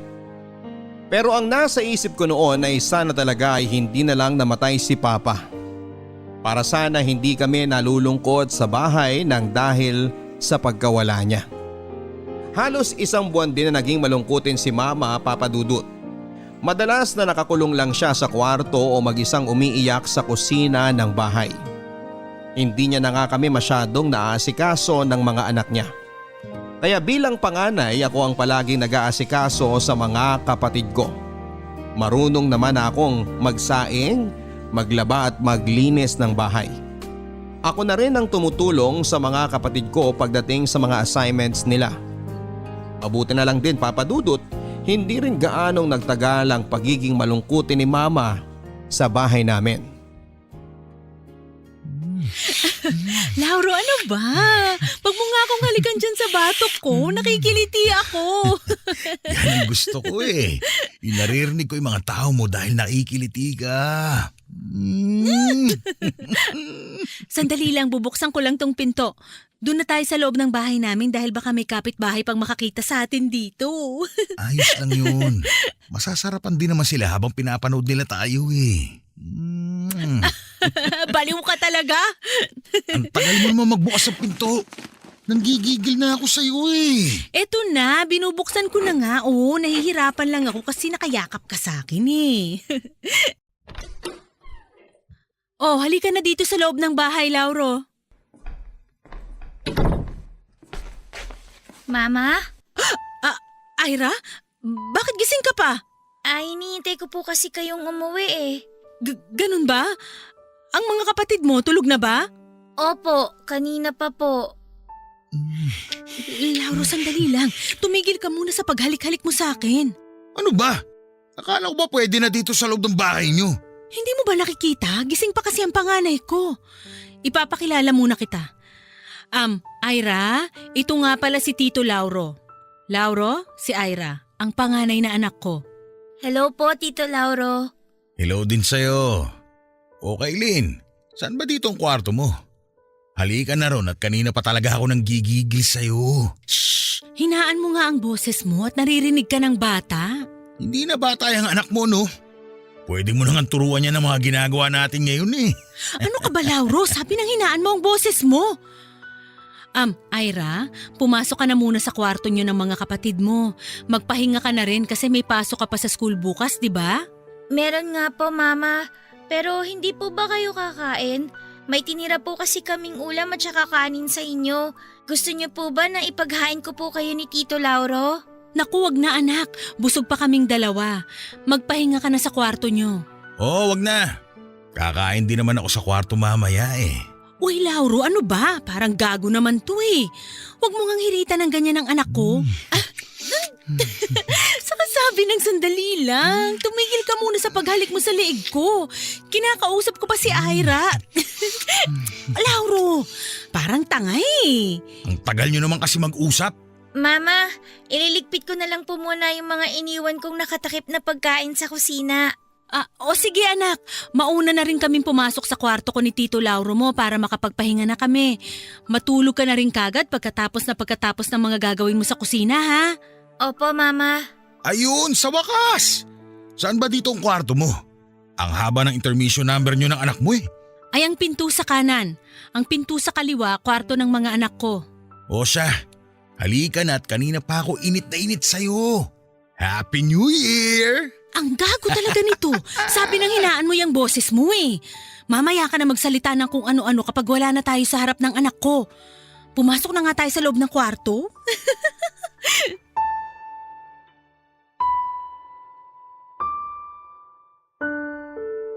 Papa Dudut, halos kalahating taon pa lamang po mula nang mawala si Papa noon nang dalhin ni Mama si Tito Lauro sa bahay at pinakilala sa akin. Doon na rin natulog sa bahay noon si Tito Lauro at kinabukasan ay kasabay namin siyang kumain ng almusal. Maaliwalas na po ang mukha ni Mama noon at napon ako na kahit papaano ay nabawasan na ang lungkot na nararamdaman niya dahil sa pagkawala ni Papa. Pero aaminin ko, Papa Dudut, na hindi talaga ako komportable noong unang gabi pa lamang na nakilala ko si Tito Lauro. Hindi nga po ako masyadong nakatulog noon sa kwarto namin ng mga kapatid ko dahil na rin sa ingay na ginagawa nilang dalawa sa kabilang kwarto. At noong magkakasabay na nga po kaming kumakain ng almusal ay hindi ko gusto ang mga tingin na ginagawa sa aming magkakapatid ni Tito Lauro. Isa-isa niya kaming tinititigan at nginingitian. Papa Dudut, hindi ko po talaga gusto ang presensya niya sa bahay noon at mas lalong hindi ako komportable na kasama namin siya ng mga kapatid kong babae. Papa Dudut, doon na rin po halos tumira si Tito Lauro sa bahay namin. Sabay silang aalis ni Mama ng bahay at sabay rin silang uuwi kinagabihan. Pero madalas po ay hindi umaalis ng bahay si Tito Lauro. Kaya naman mas lalong hindi naging komportable para sa akin ang pagkilos sa bahay namin. Kapag po nasa bahay kami ng mga kapatid ko ay ayoko nang nawawala sila sa paningin ko. Minsan nga po ay mas gusto ko pa na doon na muna kami sa bahay ng tita ko na kapatid ni Mama. Alam ni tita ang tungkol sa pagtira ni Tito Lauro sa bahay namin. Minsan din ay tinatanong niya ako tungkol kay Tito Lauro. Kung mabait daw ba ito sa amin at kung pinakikisamahan kami ng maayos. Ang palagi kong sagot noon ay mabait si Tito Lauro dahil wala naman talaga siyang ginagawa na hindi maganda sa aming magkakapatid. Kaya habang tumatagal ang pamamalagi niya sa bahay, nakasanayan na lang din namin na kasama siya. Wala rin naman kaming ibang pagpipilian noon, Papa Dudut. At isa pa, ang mahalaga naman sa lahat ay yung nakikita ko na nagiging masaya na muli ang mama ko, Papa Dudut. Uy, Lauro, tumigil ka nga dyan sa ginagawa mo sa batok ko. Oh, bakit? Masarap naman, di ba? Nakikiliti nga kasi ako, saka hindi ako makapag-concentrate dito sa niluluto kong hotcake. Good morning po, Mama. Ay, good morning din, Ira. Gising ka na pala. Lauro, sabi nang tumigil ka na dyan sa paghalik mo sa batok ko. Gising na ang anak ko. Ano naman kung makita niya tong ginagawa ko? Malaki na yung panganay mo. At saka good girl yan. Di ba, Ira? Hoy, siraulo ka talaga. Sandali nga lang at malapit nang matapos tong niluluto ko. Doon ka na muna sa may lamesa at magkape ka na. Ay nako, sige na nga. Bilisan mo na dyan sa ginagawa mo. Ang bilis lang magluto ng hotcake pero pinapatagal mo. Ay, oo na. Eto na nga, malapit nang matapos. Ira, hindi pa ba gigising ang mga kapatid mo? Ginising ko na po sila pero ang sabi nila mamaya na raw po sila babangon eh. Hinayaan ko na lang din po muna sila kasi wala naman po kaming pasok ngayon sa school. O sige, hayaan mo na nga lang muna silang matulog. Bakit ang aga mo palang nagising ngayon? May project po kasi akong gagawin sa bahay ng kaklase ko kaya maaga rin po akong maglilinis ng bahay. Napakabait naman talaga ng anak ko. Naisip mo pa talagang unahin ang paglilinis nitong bahay natin bago ka umalis? Para po wala na rin gagawin ng mga kapatid ko mamaya dito sa bahay. Wala rin po kayong pasok sa health center ngayon, di ba? Naku, hindi na ako nagtatrabaho doon, Ira. Ha? Kailan pa po kayo umalis doon? Mag-iisang buwan na rin. Ano pong trabaho niyo ngayon, Mama? Ha? Ano? Ano bang gusto mong kainin sa almusal, Ira? Meron na diyang kanin at pritong itlog, meron ding tinapay at keso, saka malapit nang matapos tong niluluto kong hotcake. Baka ito ang gusto mong almusalin. Tinapay na lang po sa akin, Mama. Sige, ipagtitimpla na lang kita ng mainit na tsokolate mo pagkatapos ko dito. Ako na lang po gagawa nun. Marunong na naman po ako magtimpla ng kape tsaka tsokolate. Kaylin, ano ba? Hindi ka pa ba matatapos dyan? Ang dami niyo satsat ang anak mo eh. Eto na nga, kinukuha ko na dito sa kawali itong huling hotcake na nakasalang. Ang tagal-tagal mo naman kumilos. Baka mainip na ang client natin. Mauna na nga ako sa kwarto. Dadalhin ko na lang tong kape ko. Ihahanda ko na rin ang computer natin at webcam doon. Bilisan mo na dyan ha. Sige, susunod na rin ako kagad sa'yo. O anak, heto na ang hotcake. Ikaw na lang ang mag-asikaso sa mga kapatid mo kapag nagising na sila. Sige po, Mama. Ako na pong bahala sa kanila. Ira, may ibibilin nga pala ako sa'yo. Ano po yun? Wag na wag kayong papasok sa kwarto namin ni Tito Lauro mo, ha? Wag rin kayong lalapit sa may pintuan. Basta ano man ang marinig nyo mula sa kwarto namin, wag nyo na lang papansinin, okay? Bakit po? Kasi nagtatrabaho kami ni Tito Lauro sa loob, kaya bawal ang maingay at makulit. Bawal kaming maistorbo sa loob ng kwarto. Maliwanag ba yon, Ira? Opo, Mama. Maliwanag po lahat ang mga bili niyo sa akin.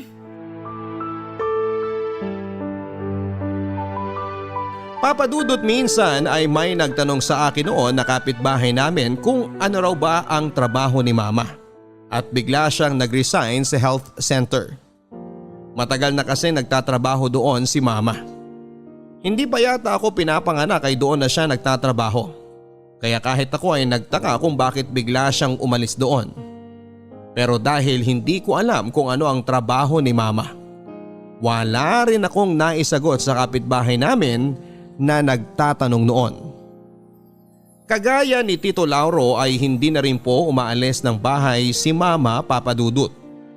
Palagi lang silang nasa loob ng kanilang kwarto sa buong maghapon. Madalas po ay nakakarinig ako ng kakaibang ingay mula sa loob.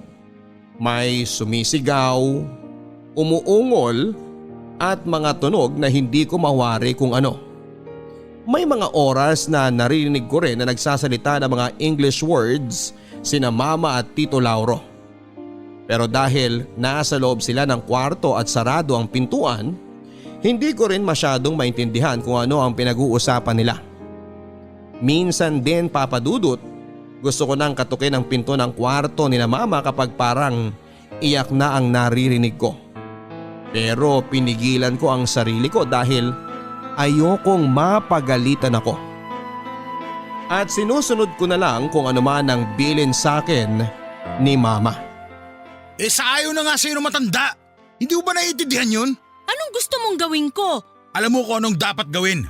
Alam mo kung ano ang gusto ng matandang kliyente natin. Hindi ako papayag sa kung ano man yang nasa isip mo, Lauro! Di sabay-sabay na lang tayo magutom sa bahay na to. Mama, nag-aaway po ba kayo ni Tito Lauro?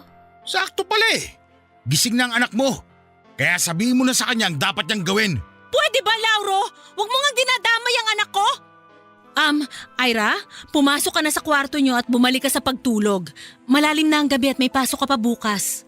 Hindi po kasi ako makatulog dahil sa sigawan niyo ni Tito Nagsisigawan kami ng mama mo dahil wala na kami pampakain sa inyo magkakapatid. Naiintindihan mo ba yon, Ira? Lauro, tumahimik ka nga! Bakit? Totoo naman Kung tutulungan tayo ng panganay mong anak, tiba-tiba tayo. Sure ball yun! Sabi na huwag mong dinadamay ang mga anak ko, lalo na si Ira! Mga bata pa sila at kahit kailan, hindi ako papayag sa gusto mong mangyari! So, hayaan mo na lang talagang mamuti ang mga mata natin sa gutom. Pare-pareho tayong mawawalan, bahala ka. Pwede naman akong humanap ng ibang trabaho. Pwede akong bumalik sa health center kung saan ako dating nagtatrabaho. At pagkakasyain mo ulit ang kakarampot na kinikita mo ron? Sa 3 mga anak mo? Oo, bakit hindi? Ikaw ba? Anong magiging trabaho mo bukod sa pagiging palamunin mo dito sa bahay namin? Aba! Ang kapal din naman ang mukha mong babae ka! Mama! Huwag niyo siyang saktan! Tumabi ka dyan sa harapan ng mama mo! Kung ayaw mo ikaw samain sa akin, Ira! Kailin, halika rito! Mag-usap tayong dalawa para mas malinawan yung pag-iisip mo! Wag po! Bitiwan niyo po ang mama ko! Bitiwan niyo po siya! Lintik kang bata ka! Gago ka! Bakit mo ako kinagat? Gugulpihin talaga kitang bata ka Tama na, Lauro! Umalis ka na nga lang ng bahay na to! At subukan mo lang nasaktan ang anak ko! Sa barangay talaga tayo maghaharap! Hindi mo na ako kailangan paalisin dito sa bulok na bahay nyo! Mga peste kayo sa buhay ko! Diyan na nga kayo mag-ina! Ang papanghin nyo! Anak, ayos ka lang ba? Opo, Mama. Bakit po ba kayo sinaktan ni Tito Lauro? Huwag mo nang isipin yon, Ira. Away matanda lang ang nangyari sa amin. Ano po ba yung sinasabi niya na pwede raw po akong makatulong sa inyo? Paano ko po ba kayo matutulungan ni Tito Lauro, Mama? Anak, wala kang kahit na anong kailangang gawin. Basta ito ang tandaan mo. Hindi ko kayo hahayaang mapahamak ng mga kapatid mo, lalong-lalo ka na, Ira. Hinding-hindi kay papahamak ni Mama.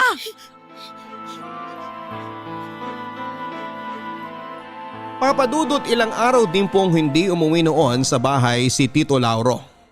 Bakasyon po namin noon sa school kaya palagi lang din kaming nasa bahay ng mga kapatid ko.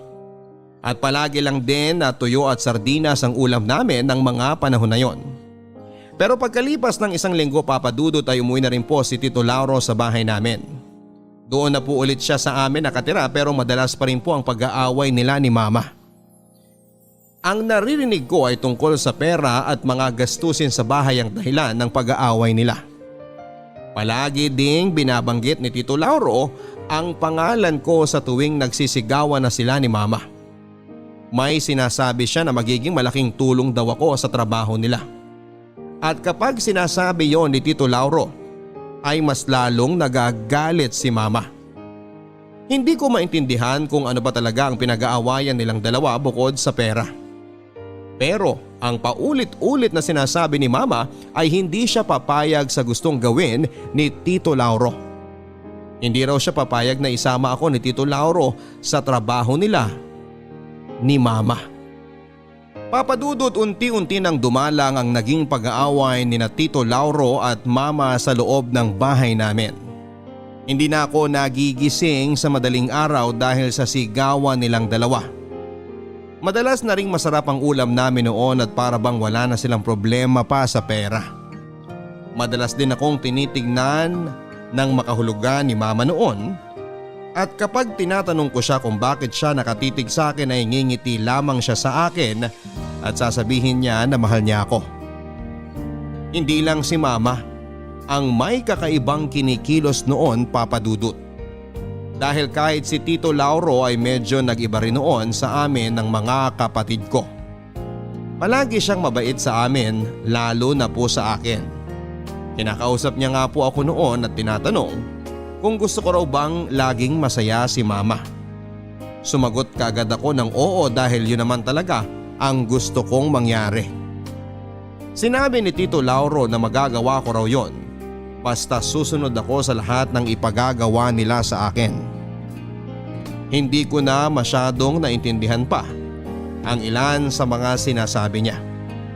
Basta ihanda ko lang daw ang sarili ko dahil masusuklian ko na raw ang lahat ng sakripisyo na ginawa ni mama para sa aming magkakapatid, Papa Dudut.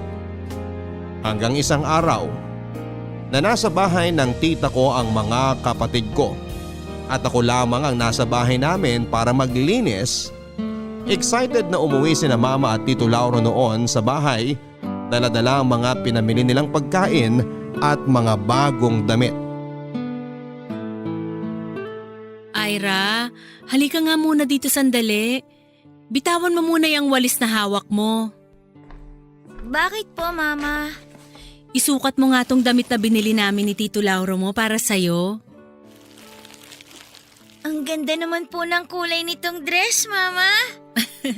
Nagustuhan mo ba? Siyempre po! Paboritong kulay ko nga po tong pink eh. Mabuti naman kung ganon. Kasya naman, di ba? Opo, Mama. Mukhang kasyang-kasya po. Kailin, mauna na ako sa loob ng kwarto ha. Sige, Lauro. Huwag na kayong magtagal at sumunod na kayong dalawa doon. Ihahanda ko na rin ang webcam at computer. Oo, kakausapin ko lang sandali si Ira. Okay, sige. Mama, bakit niyo po pala ako binilan ng bagong damit? Hindi ko naman po birthday tsaka malayo pa po ang Pasko. Anak, sinabi mo kasi dati na gusto mong makatulong kay mama, di ba? Opo. Masaya ka ba na kasama mo kami ng mga kapatid mo dito sa bahay? Siyempre naman po, Mama. Ay, Ira, mahal mo ba si mama? Opo, palagi ko naman pong sinasabi sa inyo yon. Handa ka bang gawin ang lahat para mapasaya si mama? Saka para makatulong sa mga gastusin dito sa bahay? Opo, Mama. Matagal ko na pong gusto makatulong sa inyo pero hindi ko po alam kung paano. Bata pa po kasi ako kaya hindi pa po ako makakapagtrabaho para makatulong sa inyo. Ang totoo, Ira, kahit bata ka pa, pwede ka nang makatulong sa amin ni Tito Lauro mo sa mga gastusin dito sa bahay. Paano po? Ganito yan, Nak. Sa loob ng kwarto namin, may ipapagawa kami sa'yo at lahat yun dapat susundin mo. Pero bago yun, kailangan na mangako ka muna sa akin na wala kang kahit na sinong pagsasabihan sa gagawin natin sa loob ng kwarto namin ni Tito Lauro mo, ha? Kahit sa mga kapatid mo o sa tita mo, hindi mo pwedeng sabihin. Pero bakit hindi ko po pwedeng sabihin sa kanila? Dahil kapag nalaman ng ibang tao ang gagawin natin, makukulong si Mama. At kapag nakulong si Mama, magkakahiwa-hiwalay kayong magkakapatid. Gusto mo ba na mangyari yun? Ayoko po, Mama. Ayoko po na magkalayo-layo tayo ng mga kapatid ko. Kaya nga kailangan na mangako ka sa akin, Ira, na wala kang kahit sinong pagsasabihan ng mga gagawin natin sa loob ng kwarto. Pangako po, isisikreto ko po lahat. Very good. At mangako ka rin na gagawin mo ang lahat ng ipapagawa namin sa'yo ni Tito Lauro sa loob ng kwarto. Gawin mo yun dahil yun lang ang makakapagpasaya sa akin, Ira. Opo, Mama. Kahit ano pa pong ipagawa niyo sa akin, susunod po ako. Gusto ko po makatulong sa inyo, Mama. At saka gusto ko rin po na mapasaya kayo at ang mga kapatid ko. Papadudot ng araw na yon, ay ang unang beses na nagawa kong pumasok sa kwarto ni na mama mula nang tumira sa bahay si Tito Lauro. Palagi ako noong nasa kwarto na yon noong nabubuhay pa si Papa at madalas din na nililinis ko yon. Pero mula nga nang sa bahay na natutulog si Tito Lauro ay pinagbawalan na ako ni Mama na pumasok doon. Nang araw na muli akong makapasok sa kwarto na yon, Papa Dudut, ay napansin ko na marami na palang nagbago sa loob. Mula sa ayos ng mga gamit, makalat na paligid at pati na ang amoy ay iba na rin sa nakasanayan kong kwarto ni na Papa at Mama noon. Makalat talaga ang gamit sa loob. May mga bote ng alak sa sulok, ashtray na halos puno na ng upos ng sigarilyo. May lamesa rin sa tapat ng kama at sa ibabaw ng lamesa ay nakapatong ang computer at webcam sa tabi nito. Mga gamit na hindi ko noon nakikita sa loob ng kwarto na yon. Papadudot yon ang araw na sinimulan na ni na Mama na ipagawa sa akin ang mga bagay na alam kong mali pero sinunod ko pa rin noon. Yun daw kasi ang makapagpapasaya sa kanya at pati na rin sa mga kapatid ko. At kagaya ng pangako ko kay Mama, hindi ko sinabi sa kahit na sino ang ginawa namin sa loob ng kwarto ng araw na yon, Papa Dudut.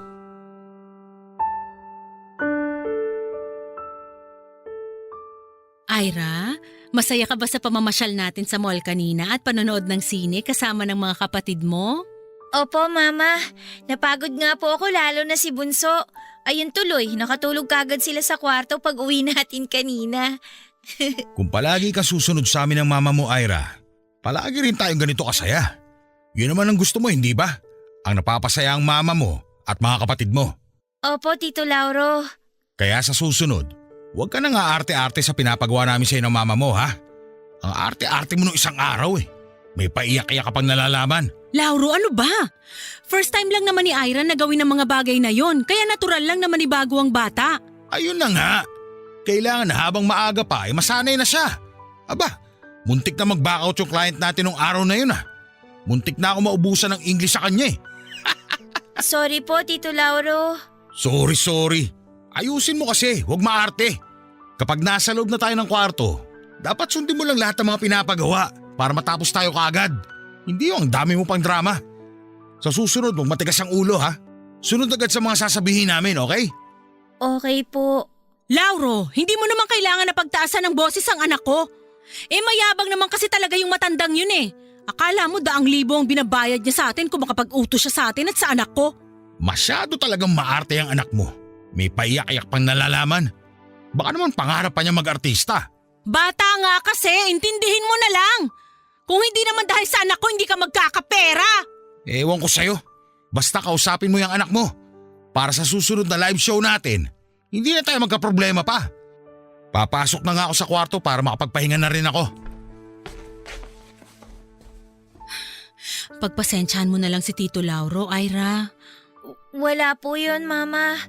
Pasensya na rin po kung umiyak ako nung araw na yun. Pero sinunod ko rin naman po lahat ng sinabi niyo eh. Nagulat lang po talaga kasi ako. Kasi, di ba po, mali po yung mga pinapagawa niyo sa akin. Ay, Ira anak, basta kasama mo ko, walang mali ron, okay? Ako ang mama mo, kaya mas alam ko kung ano ang tama at mali. At wala akong mali na pinapagawa sa'yo, yun ang tatandaan mo. Mama, napasaya ko po ba kayo dahil sumunod ako sa mga sinasabi ninyo ni Tito Lauro? Oo naman, sobra. At hindi lang ako ang napasaya mo, pati na rin ang mga kapatid mo. Nakita mo nga kanina, di ba? Enjoy na enjoy sila sa pamamasyal natin sa mall. At hindi mangyayari yon, Ira, kung hindi ka sumunod sa mga pinagawa namin sa'yo ng Tito Lauro mo. Promise po, Mama. Hindi na po ako iiyak sa susunod. Ang ibig mong sabihin, pumapayag ka na ulitin natin uli ang lahat ng ginawa mo? Opo, para po mapasaya ko kayo at ang mga kapatid ko. Yun naman po talaga ang gusto kong gawin palagi. Yung makita ko po na masaya kayo, Mama. Salamat anak ha. Halika nga dito, payakap si Mama ng mahigpit sa'yo. Mahal na mahal kita, Ira. Sobrang mahal na mahal ko kayo ng mga kapatid mo. Papa Dudut, nung una pa lamang ay alam ko talaga na mali na ang ginagawa namin noon sa loob ng kwarto ni Mama. Kahit pa sinabi niya sa akin na walang mali roon basta kasama ko siya. Nung unang beses ako na pumasok sa kwarto nila ay nakita ko na bukas ang computer na nasa ibabaw ng lamesa. Ay may matandang foreigner sa screen na nag-hi sa akin ng mga oras na yon. Ang sabi ni na Mama at Tito Lauro ay kausapin ko lang daw ang matanda. Nung una ay maayos naman ang pag-uusap namin kahit na pautal-utal pa ang English ko sa kanya. Mukha naman siyang mabait at palaging nakangiti. Hanggang sa sinabi niya na gusto niyang tanggalin ko ang pang-itaas ko na damit. Nagulat talaga ako noon, Papa Dudut, at ayokong gawin ang pinapagawa niya sa akin. Pero inutusan din ako ni na Mama na gawin yon at nang sigawan ako ni Tito Lauro. Doon na po ako naiyak at sinimulan ko ng sundin ang bawat utos nila at ng matanda na nasa screen ng computer. Marami pa silang pinagawa sa akin na hindi ko na idedetalye pa sa sulat na ito, Papa Dudut. Dahil masyado na po talagang sensitibo ang bawat detalye. Masyado na rin pong masakit para sa akin ang lahat para alalahanin ang parte na yon ng aking nakaraan. Basta natapos lamang kami noon na umiiyak ako. Habang si Mama ay niyayakap ako at si Tito Lauro naman ay may malaking ngiti sa kanyang mga labi. Pero dahil sinabi nga ni Mama na walang mali sa mga ginawa ko noon, basta't kasama ko siya. Yun na lang din ang pilit kong pinaniwalaan na totoo at tama.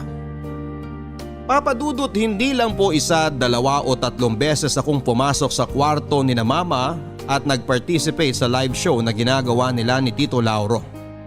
Hindi ko na rin po halos mabilang kung ilang beses na ba yon nangyari. At habang tumatagal ay mas lalong lumalala ang ginagawa namin o ang ipinapagawa nila sa akin. May mga oras na umaayaw na talaga ako at nasasaktan na talaga ako ni Tito Lauro para lamang sumunod sa kanya. Wala namang magawa noon si Mama dahil mabigat talaga ang kamay ni Tito Lauro, kaya sumusunod na lamang ako sa kanya. O sa sinasabi ng kung sino man ang taong nasa screen ng computer niya. Kaya lang, Papa Dudut, minsan talaga ay nakakapagod na. Lalo na at alam ko na may mali talaga sa nangyayari. Nagkakasagutan na rin sina Tito Lauro at Mama noon kapag umaayaw na ako. Pero ang palaging nagiging ending ng lahat ay masasaktan ako ni Tito Lauro para lamang huminto ako sa pag-iyak at sumunod sa bawat utos niya.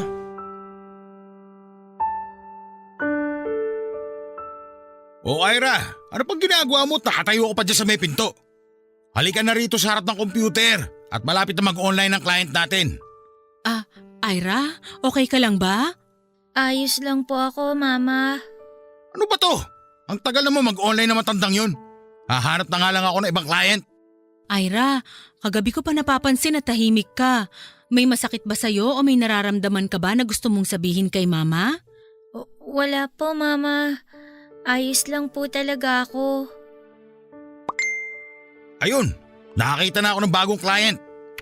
Kaylin, paghubarin mo na yung anak mo habang chinachat ko tong client natin. Ay, anak, okay lang ba kung tanggalin ko na tong damit mo? Mama, ayoko na po. Anong ayaw mo na? Ayoko na po nitong pinapagawa niyo sa akin. Anak, alam mo naman na kailangan nating gawin to, di ba? Sige na, pumayag ka nang hubarin ko tong damit mo. Mama, ayoko na po talaga. Ira, huwag ka na mag-inarte dyan ha. Kachat ko na tong manonood sa'yo kaya umayos ka na dyan. Mama, ayoko na po talaga. Lalabas na lang po ako ng kwarto niyo. Ira, ano ba? Itatapat ko na tong webcam sa'yo kaya magubad ka na. Kaylin, hubarin mo na yung damit ng anak mo. Kung hindi, magkakasakitan na naman tayo dito sa loob ng kwarto. Ira, huli na talaga to. Sige na, hubarin na natin tong damit mo. Pero ayoko na po talaga, Mama. Mali po to eh. Mali po tong pinapagawa niyo sa akin.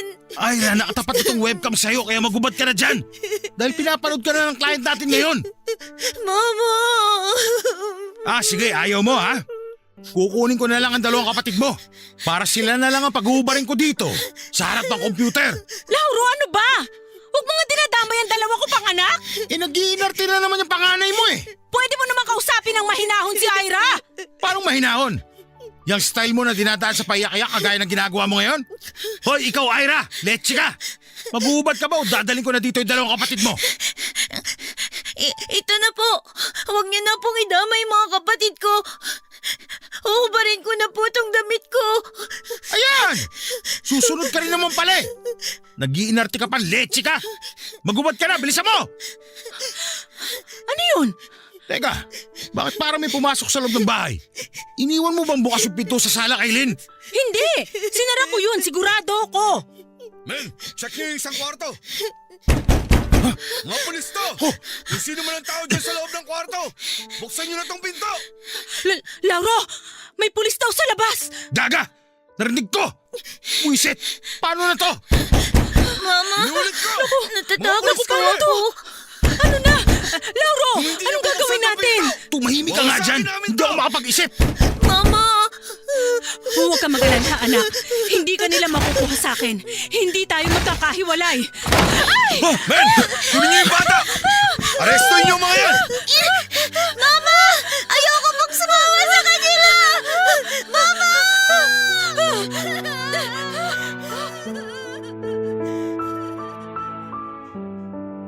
Papadudot ng oras na yon, mga masasamang tao po talaga ang tingin ko sa mga pulis na bigla na lang pumasok sa loob ng kwarto namin.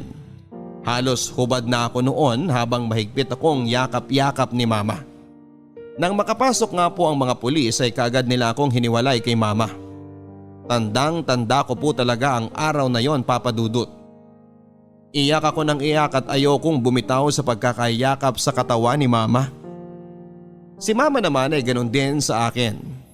Yakap niya ang hubad kong katawan habang pilit akong nilalayo sa kanya ng mga hindi ko kilalang tao.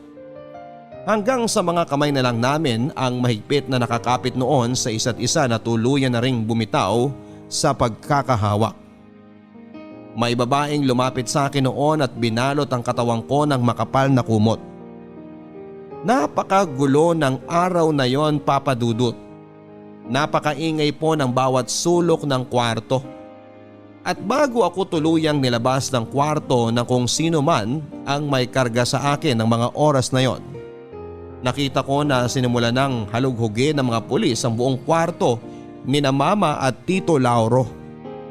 Papadudot, sabay-sabay kaming dinala ng mga kapatid ko sa isang social welfare. Nakasuot na ako ng maayos na damit noon at isa-isa na kaming tinanong ng social worker. Dahil hindi naman alam ng mga kapatid ko ang nangyayari sa loob ng kwarto ni na Mama ay wala na rin po silang naibigay na sagot sa tanong ng mga social worker. At nang ako na po ang tinanong nila, ay puro iyak at pag-iling na lamang ang ibinigay kong sagot. Ayoko kasing baliin ang pangakong binitawan ko kay Mama. Ayoko po na ilayo kami ng mga pulis o social worker mula sa mama ko. Ayoko po, Papadudot, na magkahiwalay-hiwalay kami ni na Mama at ng mga kapatid ko ng panahon na yon. Hi, Ira! Hello po. Ako si Ate Lena, yung social worker na kumarga at nagbihis sa'yo kahapon. Natatandaan mo ba ako? Opo. Mabuti naman. Akala ko nakalimutan mo na kaagad ako eh. Kamusta ka na? Maayos naman po. May masakit ba sa'yo ngayon? Wala po. Ira, ang sabi kasi ng mga kasamahan ko sa trabaho, hindi mo raw sila kinakausap. Kaya okay lang ba kung magkwentuhan tayo ngayon? Opo, okay lang po. Ira, may gusto sana akong itanong sa'yo. Pero gusto ko na sabihin mo sa akin ang totoo.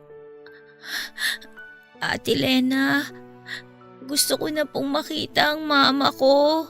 Sorry Ira, pero hindi pa kasi pwede ngayon eh. Gusto ko na po siyang makita. Please po ate, tulungan niyo naman po akong makita siya. Ganito na lang. May itatanong lang ako sa'yo at gusto ko na magsabi ka ng totoo. Pagkatapos nito, tutulungan kita na magkita kayo ng mama mo. Okay ba yan sa'yo? Sige po. Totoo ba na madalas kayong buong maghapon na nakakulong sa kwarto ni Tito Lauro at ng mama mo? Opo. Anong ginagawa niyo sa loob ng kwarto? Wala po. Paanong wala? Akala ko ba buong maghapon kayong nasa loob ng kwarto? Madalas po nanonood lang kami ng movie sa computer ni Tito Lauro. Tapos naglalaro rin po kami ng computer game. Ira, gusto ko sana magsabi ka sa akin ng totoo. Alam mo naman na masama ang nagsisinungaling, di ba? Pero yun po yung totoo. Wala naman po kaming ginagawa na mali ni na mama sa kwarto.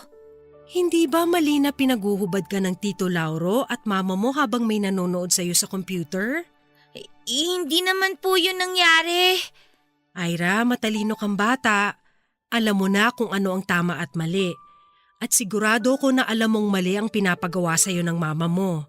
Wala pong kasalanan si mama. Bakit po ba paulit-ulit na lang kayo? Mabait po ang mama ko. Gusto ko na po siya makita. Dalhin niyo na po ako sa kanya. Ramdam ko na hindi mo talaga gusto kung ano man ang pinapagawa nila sa'yo noon. Kaya kailangan na magsabi ka sa akin ng totoo. Ira, gusto mo ba na mangyari rin sa mga kapatid mo ang nangyari sa'yo? Gusto mo ba na pati sila mapahamak? Ayoko po, Ate Lena. Ate Lena, huwag niyo po silang ibibigay kay Tito Lauro. Ayoko na po gawin nila kung ano po yung pinapagawa sa akin ni Tito Lauro at ni Mama dun sa loob ng kwarto. Please po, Ate Lena. Huwag niyo po nga hayaan na mapahamak yung mga kapatid ko. Sasabihin ko na po lahat. Protektahan niyo lang po yung mga kapatid ko. Please po, ayoko pong madamay sila. Gagawin ko yon, Ira. Poprotektahan ko ang mga kapatid mo kagaya ng gusto mong mangyari.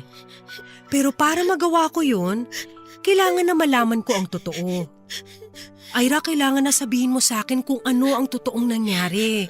Hindi lang to para sa sarili mo, pati na rin to sa mga kapatid mo. Sige po, Ate Lena.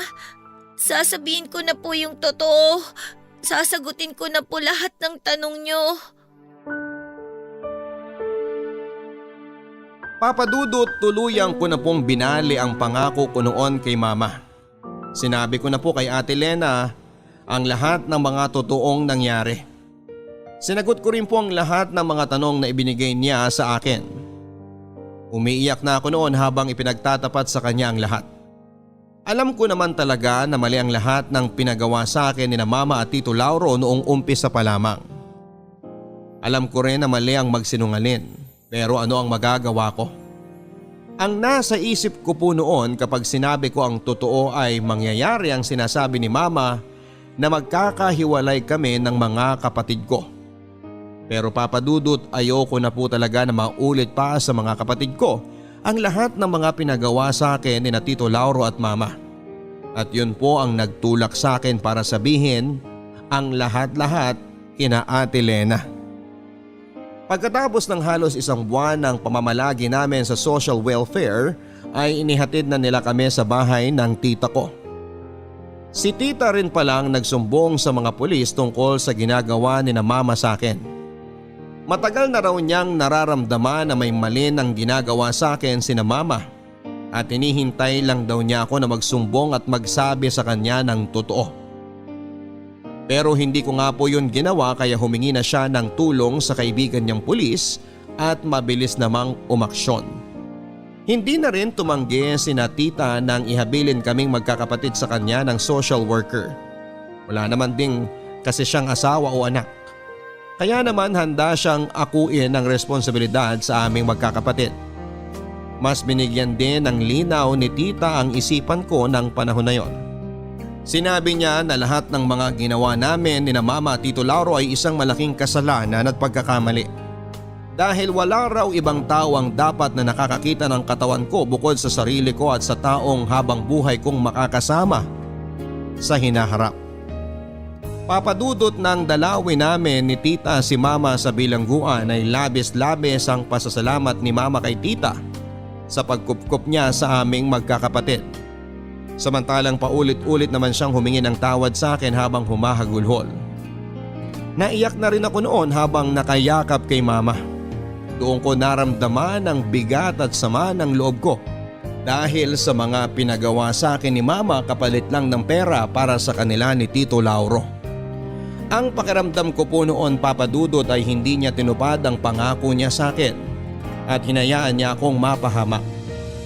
Siguro nga ay napipilitan lang si mama na pumayag na gawin yon sa akin ni Tito Lauro.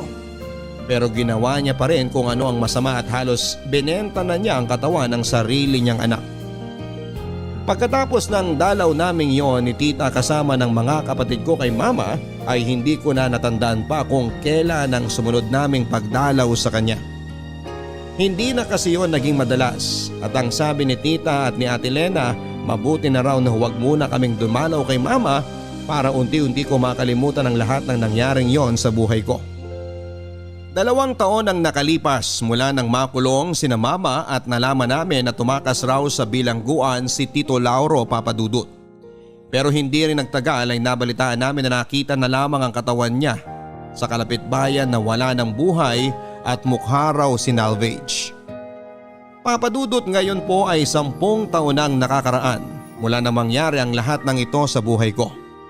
Matagal ko na rin pong napatawad si mama at aaminin ko na naibigay ko lamang ang buong kapatawaran sa kanya nang mamatay siya sa loob mismo ng bilangguan dahil sa pneumonia. 3 taon na po ang nakakalipas.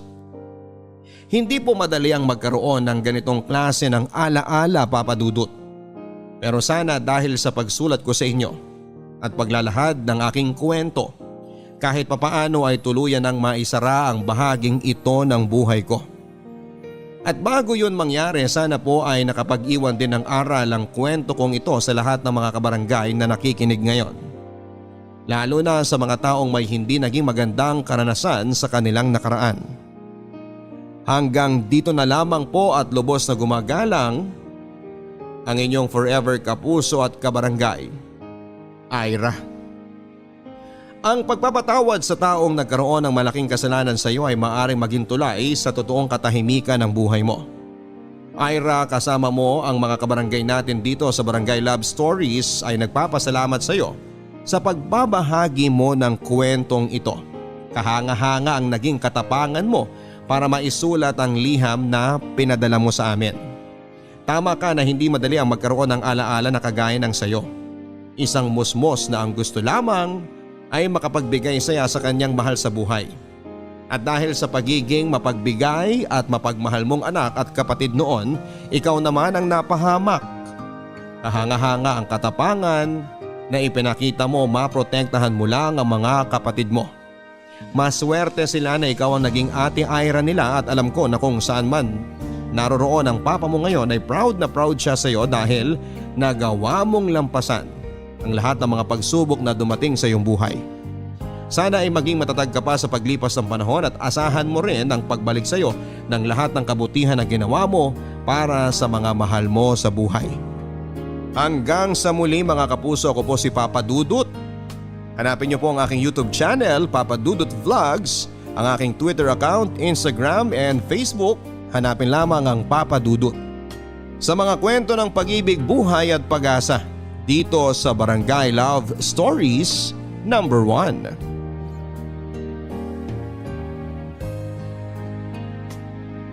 Mga kwento ng pag-ibig, kwento ng pag-asa at mga kwento ng buhay dito sa Barangay Love Stories. Love Stories.